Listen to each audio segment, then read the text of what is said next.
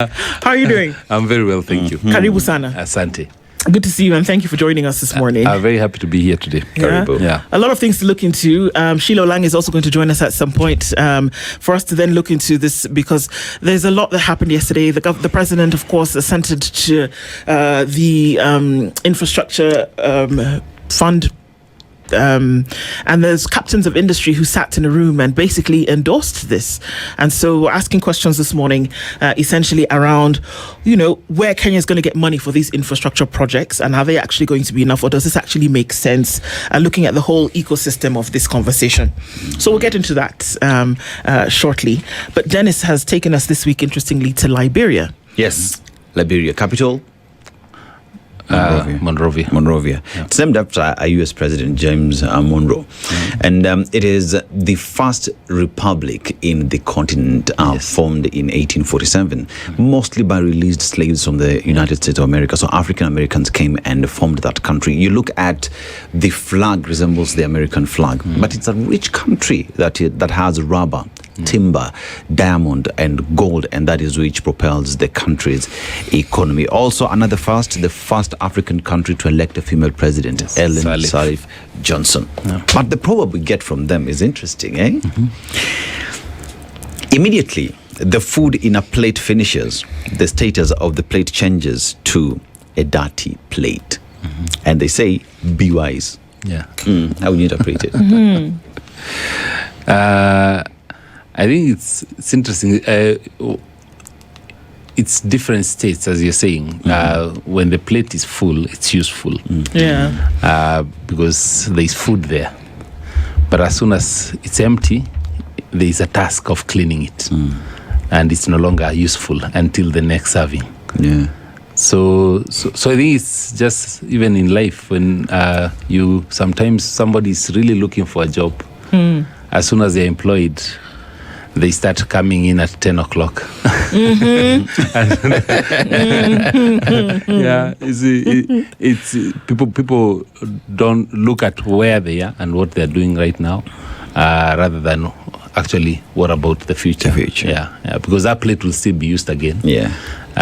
So it's an interesting one, actually. Well said. Well interpreted. Indeed.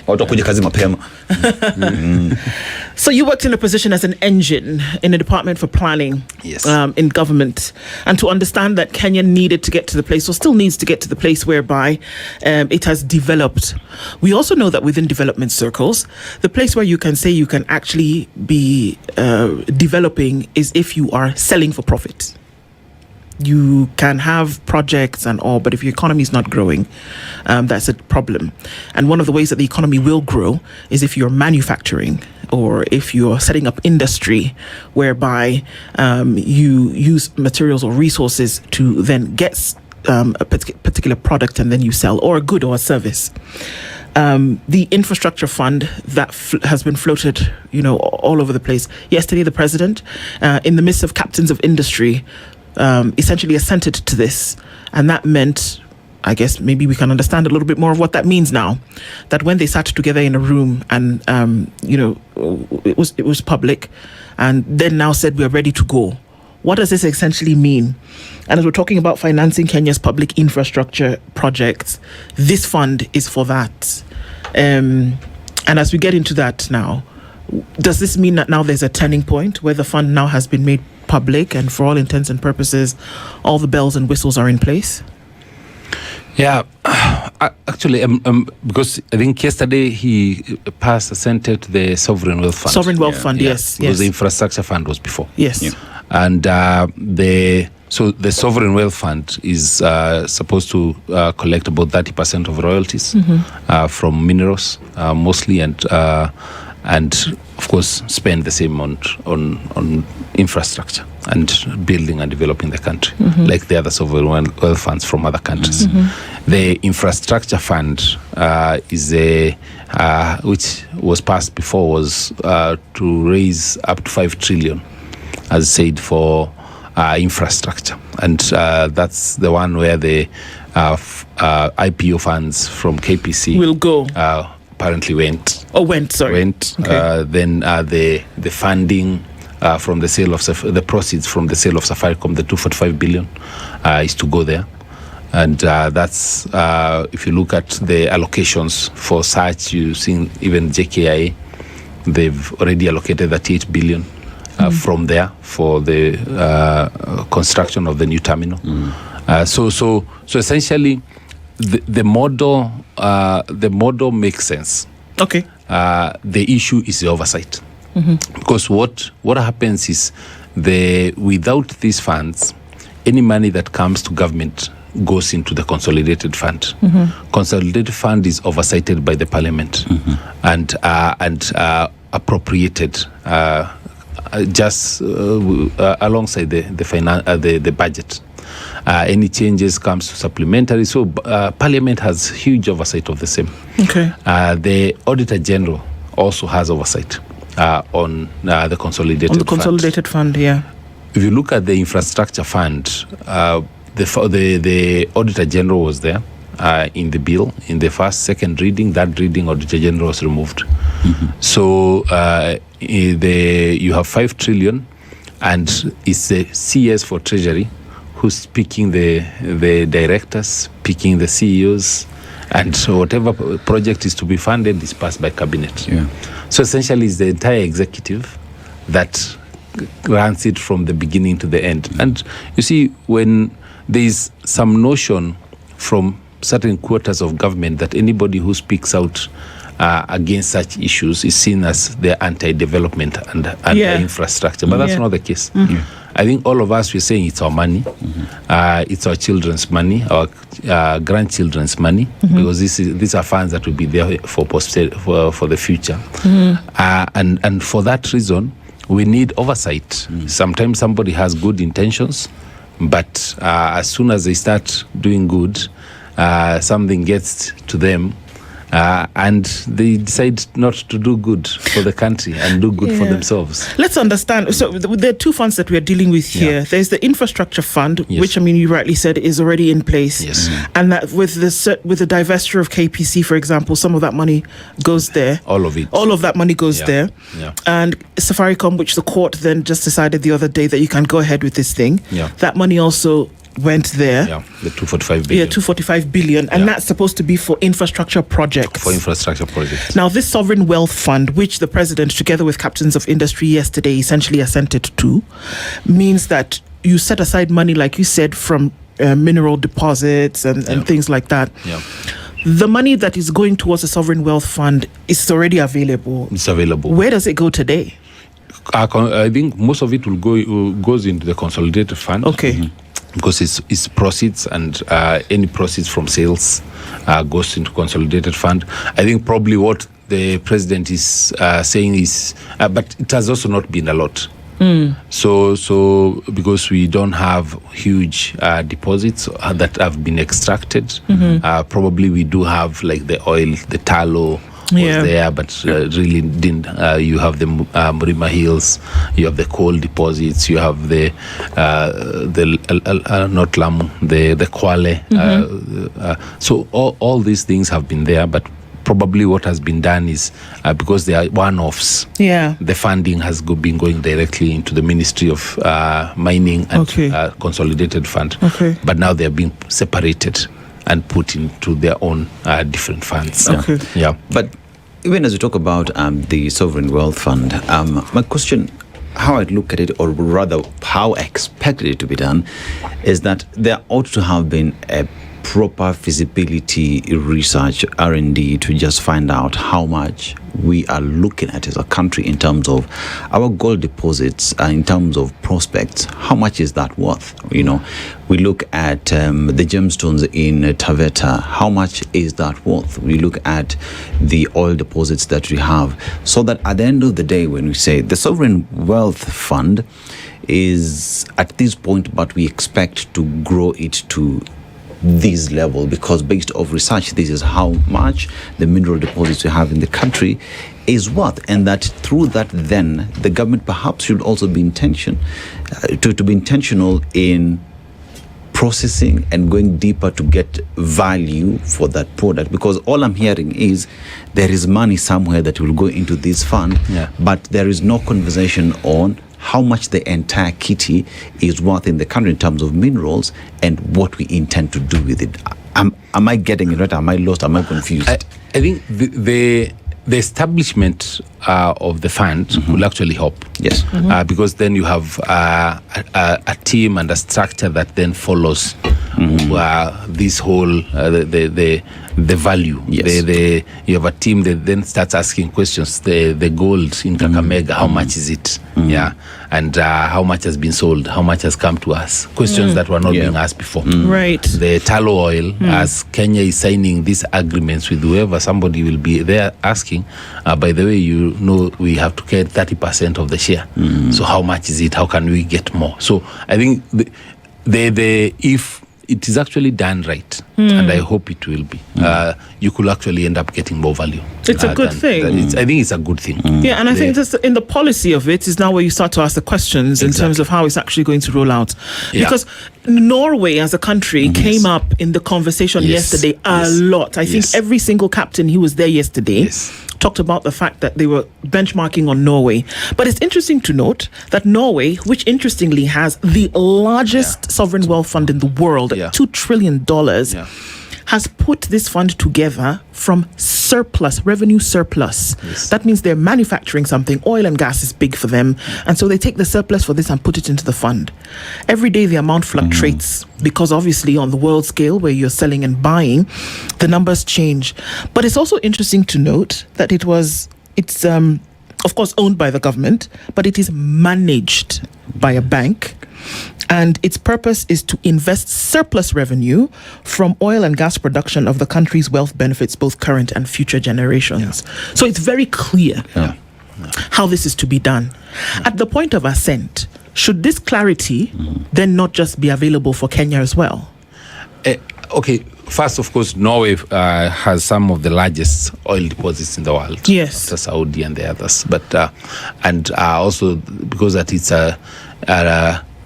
already a developed economy, then that's why they can talk about surplus. For us, we can't even talk about surplus. So why have a fund if you can't talk about surplus? Actually, why have a sovereign fund if you can't talk about surplus? Actually, that's what we were asking from the beginning. Is like you really don't even have a surplus. The others, the Saudi and the others, because the money that we raise into this fund will need to be used immediately. So it's more of like a collection rather than necessarily that we'll put money, then we start investing in stocks at the stock exchange or in New York or wherever.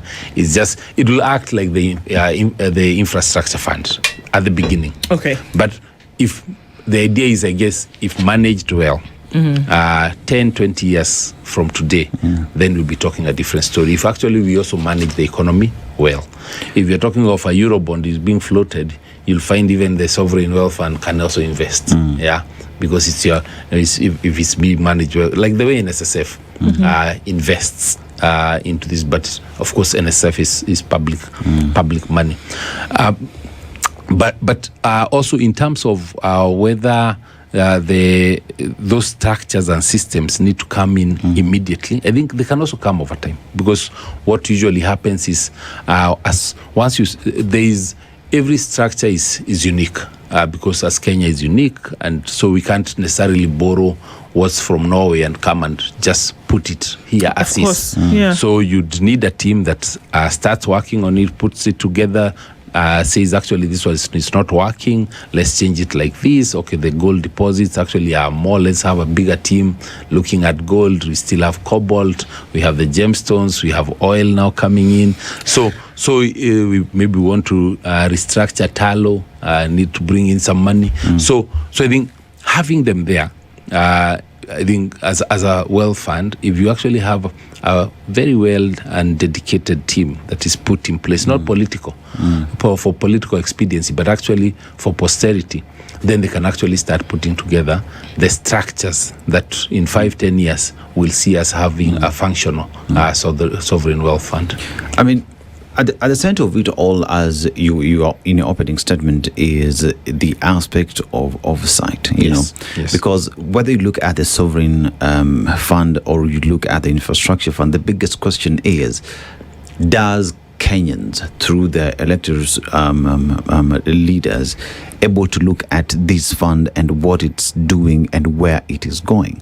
Because all you're hearing is it is the executive that has the eyes. The Auditor General is nowhere to be seen. Parliament, the people's representatives, do not have the eye on it. And where Kenyans find themselves is, we don't trust that there is good intention in setting up of these funds. So how do we move with something that already is tainted from the go?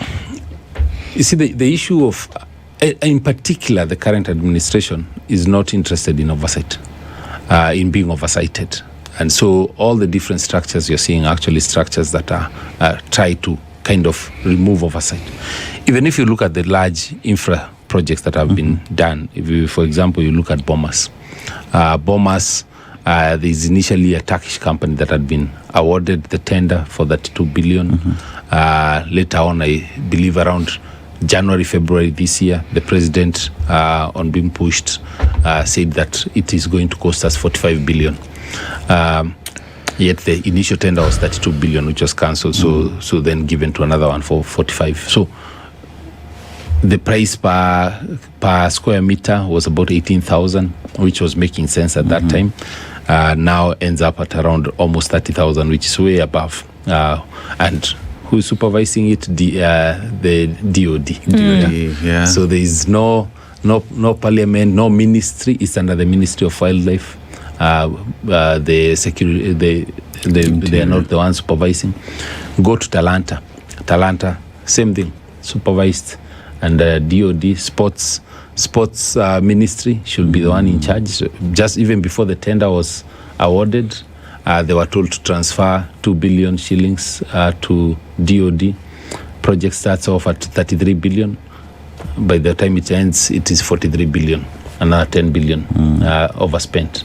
Yeah, no one to oversight, nobody to question it. Yeah, so look at JKI. Yeah, it's 155 billion, as they say.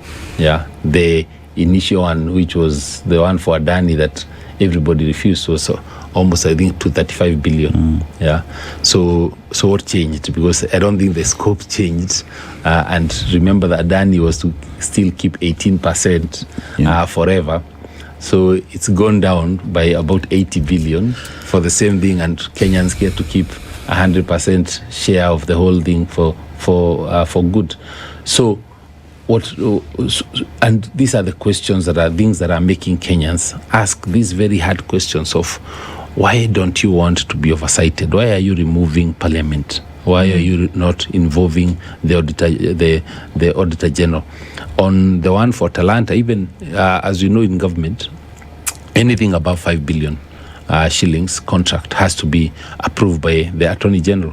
Speaker Muturi, former AG, was clear on this one, that actually they did not bring to his approval, for his approval, the contract for the Talanta. Yeah, if you look at the Rironi, and for us, we support infrastructure. Yeah. We are happy with when the country is doing it, but how do we explain that we cancelled a contract for 163 billion, paid another 7 billion for cancellation fees, and then signed a contract that is going to cost over 200 billion?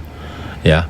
So if the executive doesn't want to be oversighted, then they shouldn't have such glaring queries or questions. Look at the SGR. When I was in the Ministry of Transport, we are the ones who did the phase 1 and phase 2. Phase 1 and phase 2A. The Mombasa to Nairobi and Nairobi to Naivasha. And so phase 2B and phase 2C, which was now Naivasha to Kisumu and Kisumu to Malaba, was going to cost between 310 billion to 370 billion. Right now, it's going to cost between 582 billion and 700 billion. Yeah, more than double. Yeah, but there was no tender that was floated. The specs have not changed. I just understand they're saying they're going to put up an additional culverts, and the financing has changed from concession to commercial, and one or two things, but Kenyans are not allowed to ask these questions. Yeah. So that's the problem here that we are dealing with, because the comment that you made earlier of, when you question some of these things, it would seem as though you are anti-development. Yes.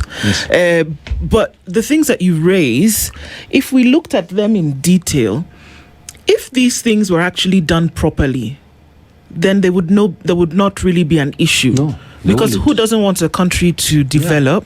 And some of the things that you speak about are actually solid projects. Yes. Why not just do them properly?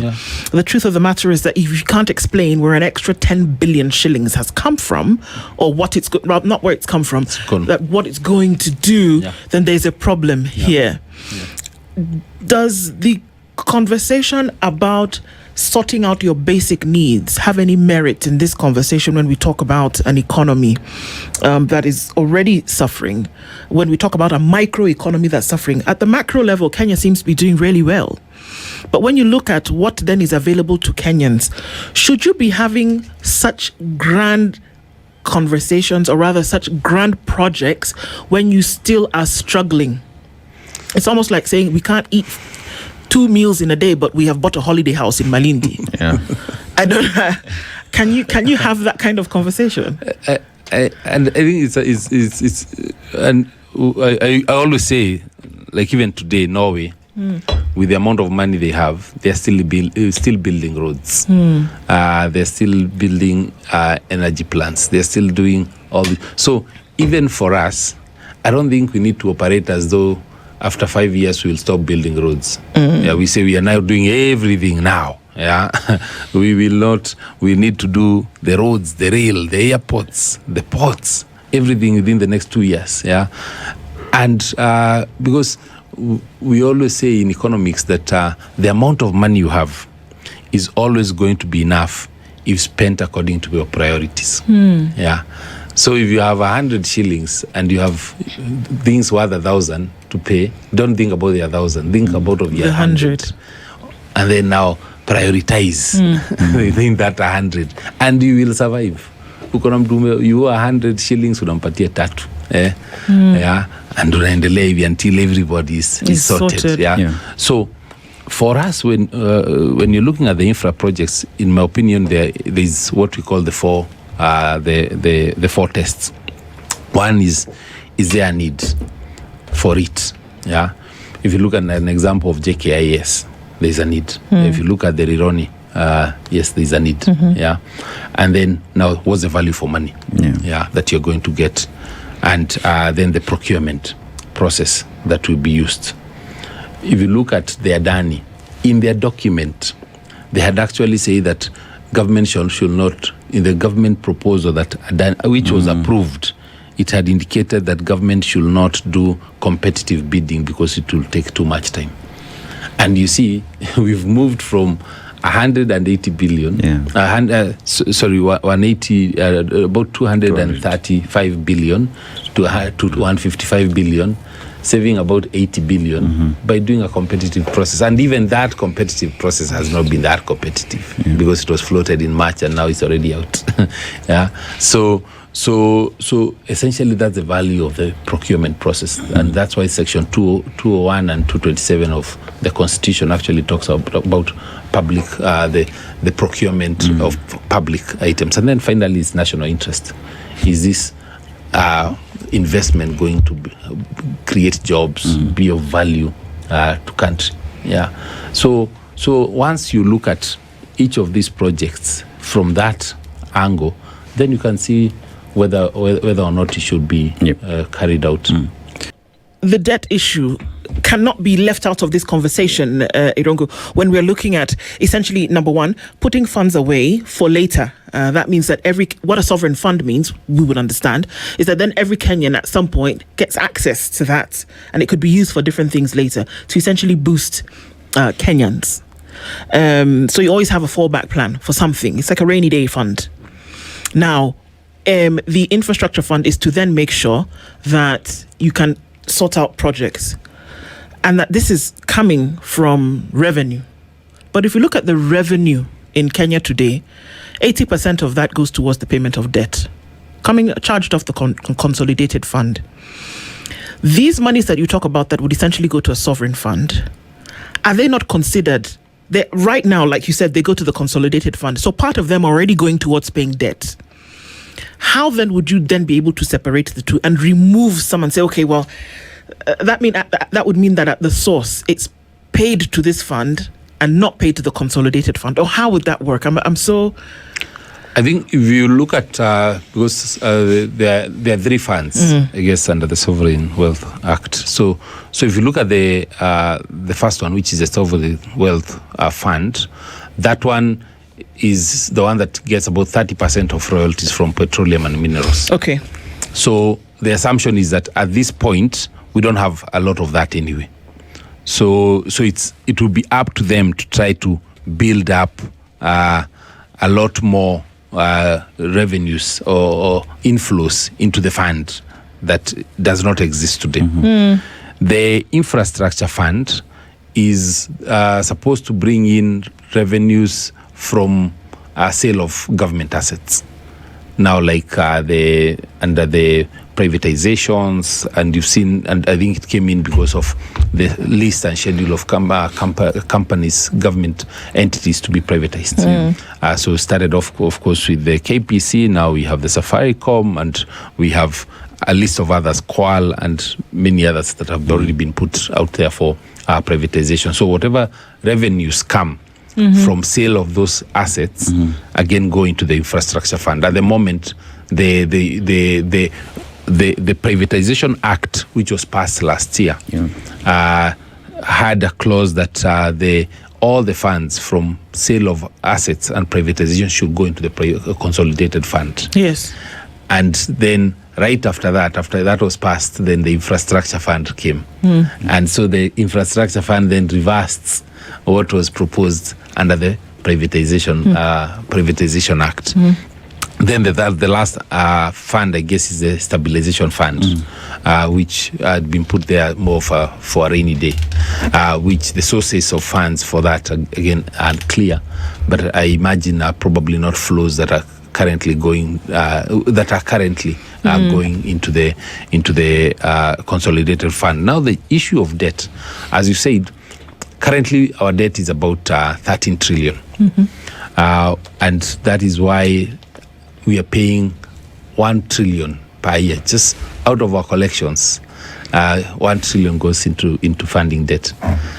740 billion is what goes into development spend. So actually, you're spending a lot more on paying debt than on development. And unless government comes up with a proper plan on fiscal consolidation and fiscal discipline, then we will keep increasing our debt, and keep increasing our repayment, keep squeezing the development amounts, and at the same time, when we're increasing the debt, remember that now we are borrowing locally. Like now this year, 965 billion is going to be borrowed locally. When you borrow locally, you're borrowing from banks, which means that you and I cannot access that money. Banks will always lend government first. So essentially, that fiscal space becomes very squeezed, and that's why you're seeing the government now moving to a different options for funding infrastructure, which is securitization. This 1 year, the last 2 years, we've securitized almost 1 trillion. So railway levy development fund will securitize about 400 billion.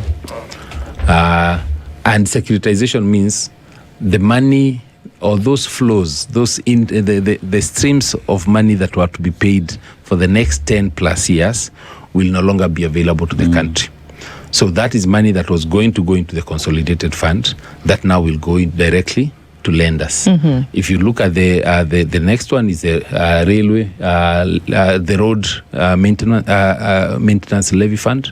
That one is 290 billion. You look at the next is the sports, the one for Talanta. That's 45 billion. Fund, The housing levy, that's 100 billion. So essentially, it's about 1 trillion.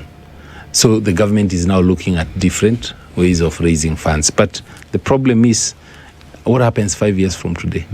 Yeah, all the sports fund is gone for the next 10 years. What go to the roads, the maintenance? We are building more roads, but the money is no longer available for maintenance. So what happens to the roads? They're not maintained. Yeah, so that's a danger, and that's what I was saying. We can't operate as though Kenya will not be existing in 10 years. Yeah, there's some things you just say. Even your children can ask you for a bike, whatever, 10 things, and then you tell them, by the way, I'll only afford one. Right. Yeah, it's good to have all 10, but I'll only afford one, and then we look at next year if I can also get the next one. I think that's why now there has to be fiscal discipline or spending and living within our means, which we are not. Sheila Olang is a development economist. Karibu sana. All right, we hope to have you here earlier. Thanks. Apologies for being late. But as we talk about where we find ourselves with the Sovereign Wealth Fund or Infrastructure Fund, one asks the question about the debt question that we have as a country. But let's focus on Sovereign Wealth Fund. Other jurisdictions have operated on having surplus that end up into the Sovereign Fund. Yeah. We as a country operate from deficit from even when we are presenting the budget policy statement. Already you're talking about borrowing around 1 trillion shillings to fund the budget. Does it make sense for us to have the Sovereign Wealth Fund where we have a deficit that is choking the country? I think that's always the big question, the big elephant in the room, right? So if you look at other countries that have successful sovereign wealth funds, I was listening in as I was coming in. So you've discussed Norway, for example, and they're coming from a place of surplus. We are not coming from a place of surplus. So in theory itself, there's nothing wrong with having the fund. Many people have created funds before. The question then begs, what is the priority? Are we focusing on economic growth, economic justice? Are we focusing on establishing a fund where will we be able to get money to come into the fund from in a way that also helps us manage the issue of having a deficit? I think that it's more of a strategic question that we decide to focus on the fund. And what will remains to be seen is that once this fund is set up, is it able to propel us into economic growth? I had you guys talking about the micro versus the macro. You know, I've always been a big champion of purchasing power, that whatever it is, I want you to be able to demonstrate to me, because I think that's the issue we are having here, that we are focusing on local value addition, that we are focusing on not really squeezing the taxpayer anymore, but creating more opportunities that we can tax in different places, in different areas. It's also important to focus a bit more on the structure of our economy. So if you look at our economy, 90% of our economy is actually being run by SMEs or small businesses. This is the engine that is driving this. So even as we are trying to prioritize which infrastructure projects we want to work on, there's a big shift that needs to happen economically. We need to move from the wholesale retail space and move into the manufacturing space where we are actually creating something, moving things. So my hope would be that these projects that we are focusing on infrastructure would propel this 90% of the economy and also propel us into that space from wholesale retail into more of the manufacturing space. So I guess it's one of those where time will tell. It's very difficult for us to castigate it now and say it's a bad idea. I would just continue urging what we've been discussing all morning: transparency, accountability, fiscal discipline, just try to put all the checks and balances in place. Yeah. But from the onset, you can tell certain things that, you plant something in the ground and a shoot appears from the earth. You can tell if it's going to be a good stock plant from what you see.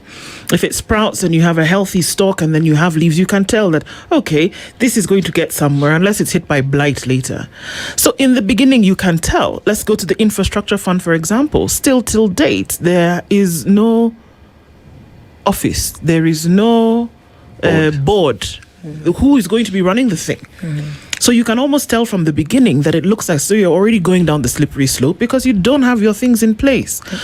Nature abhors a vacuum, and if you don't tell people what's going to happen, then they're going to fill it with speculation as per this could just be another project whereby funds are siphoned towards something else. Right. So can't you tell from the beginning whether something is actually going to be forthright in its operation. Yeah. And then you don't really have to even speculate. You can just see. For the infrastructure fund, I think we were here also discussing it. And my biggest question always remained with the issue of contingent liabilities, like the backstops with who. That wasn't quite clear when we were discussing the infrastructure fund. And I remember at the time urging the government that, you need to have very clear, crisp communication. When you don't do that, then we're left to speculate. And depending on which side I'm leaning on, I will give information to support whatever ideas or ideology that I would like to have. So is it the fact that it doesn't exist, or is it the fact that it hasn't been communicated, right? And I think that then the responsibility relies with the powers that be, that they should be able to communicate, be very clear, and say, because this is Kenyans' money, right? This is your future. So essentially what you're doing is you're saying, I'm going to grumble, with the future that I could have had later, and I'm going to spend it now. And what we would simply ask for is, even if you're going to do it, our job will simply to task you with being responsible, with being accountable, and with being transparent. You saw that in 2024, for example, when we refused to have the Adani deal. And now when you see the deal that is coming, it looks a little bit healthier, right? So there is some gains that you have from having checks and balances that should be encouraged. So I think from my position, it's more, as usual, just to communicate. So we are not sitting here and speculating. Maybe there's nothing wrong after all, but how do we know? Or maybe it's just a disaster. Yeah. You see, when we talk about even sovereign wealth as we speak at the moment, right? Economists, business minds would speak from that level because they understand it. Right. But I tend to go a little bit lower than that. Why?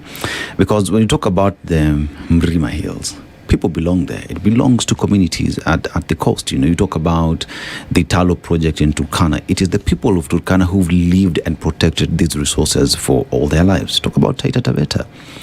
Yet these conversations seemingly take place without thinking about these people. The people are never carried together with this project as they're even being discussed, feasibility studies taking place. It is always the last thing in people's mind, perhaps because we need to check a box. So as we talk about the sovereign wealth, do the people, say, of Kwale County today understand what it means for this resource to be quantified at a certain price and what that means for them, leave alone even the entire country, for them, what that means for them who are the protectors of these resources? Because we can't say the country has this, but the people living with these resources are not included.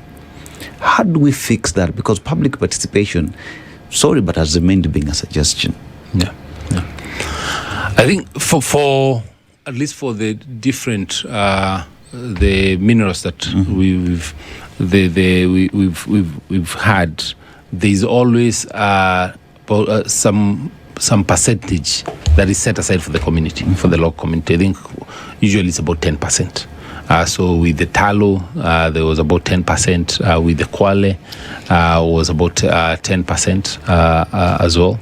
So it's always a question of then how is that money used? Yes. Because how is it transferred to the people? How are the priorities for the people identified? And of course, beyond that, there are jobs that are created for them. There are facilities that are created, your hospitals, your roads, your infrastructure, that even the value of the land goes up for places that previously had no activity. So it's supposed to benefit the communities as well. But also, you see the even before those minerals were there, the communities are also benefiting from the national coffers.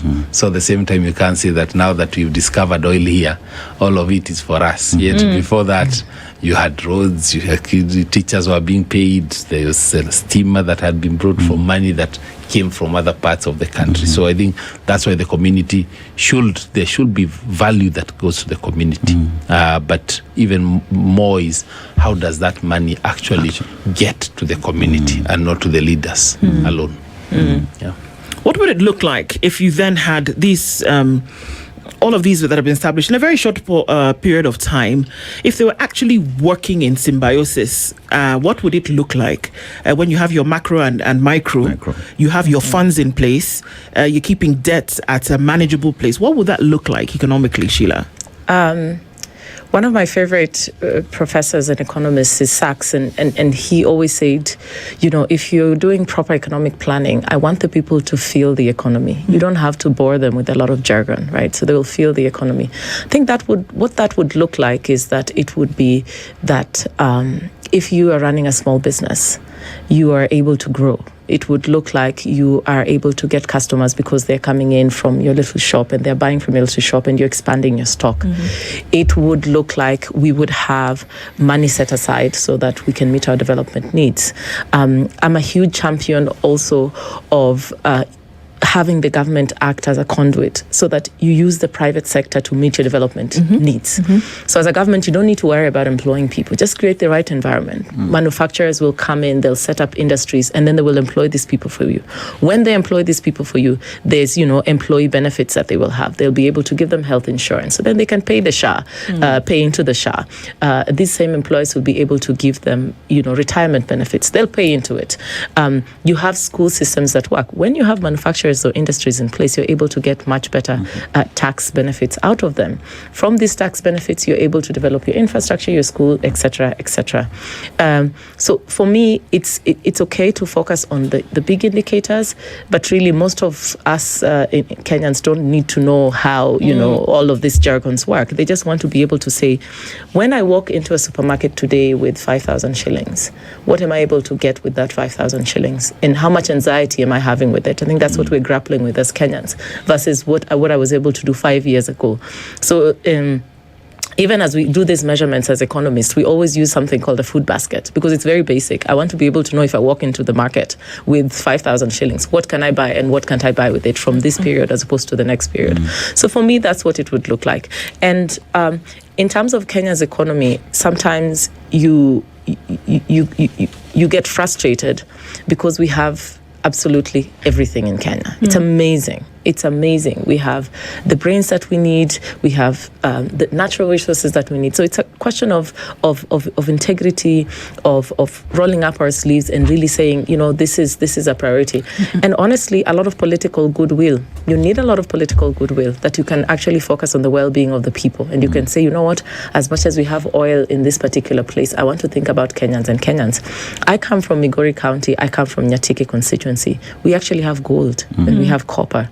And, it's always ironic because the places where you have the most of these deposits always have the most infrastructure challenges, right? They're the last ones to get tarmac roads. They're the last one. So you have this concept of the resource curse. Resource curse has been studied for decades and decades and decades. At this point, we're not supposed to be falling into the trap. We're supposed to know a little bit better and learn from other places that, have gone through this before. But you need leadership, goodwill. But even as we talk about goodwill, Nyakera, again, we have just discussed about the oversight aspect of it all, where, as we speak right now, the public does not have eyes to where those funds will be going to. The buck stops with who exactly. So as we talk about setting up all these funds, it's a good thing, but there are no eyes. What do we do about it as Kenyans? Do we just fold our hands and say, we hope things are done right? Where do we go to? Where's the last resort for us? Actually, we can't do that because if we do, then we'll have nothing left, and not even for our children, even for ourselves. There'll be nothing. I think what we lack is a track record of procurement discipline, and because of that, then of course Kenyans question everything, and they have reasons to. We do not have structures that can be trusted to deliver at such scale. If you're putting up something which is you have a fund worth 5 trillion shillings that is being put together and is being managed and run between State House and Treasury, then with nobody in between there to oversight, it means there is enough money even to bribe any courts to pass whatever is required very quickly. So oversight is very important, and the administration, the current administration, should work with Kenyans to put in place systems and structures that allow oversight and not try to remove oversight from every opportunity they get. They remove oversight. By the examples I was giving, by you saying that sports fund, sports ministry of sports cannot supervise Talanta, and you give it to DOD, you need to give a very good reason constitutionally on why a project that falls under the sports, where the money, the repayment will be coming from the sports fund, which is under the Ministry of Sports. They should not be the one that oversights, even in terms of reporting to Parliament. Yeah, because it's the Minister for Sports who should be going to Parliament to give them the progress, the numbers. Now is the Minister of Defence who is reporting on the issue. Yeah, so it doesn't make sense. So I think we should respect the will of the Kenyans, and Kenyans want their money to actually be spent right. And that will only happen when there is oversight and when we start creating procurement discipline. Yep. And that's been our conversation. And to hear both of you say that, in essence, there's nothing wrong with these things.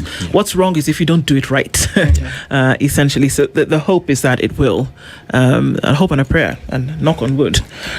Sheila Lang is a development economist, and Irungu Nyakera, former PS Planning. He knows what he's talking about. Thank you very much, both of you, for being here with us this morning. Thanks for having us. Good morning. This is The Situation Room, the only way to start your day.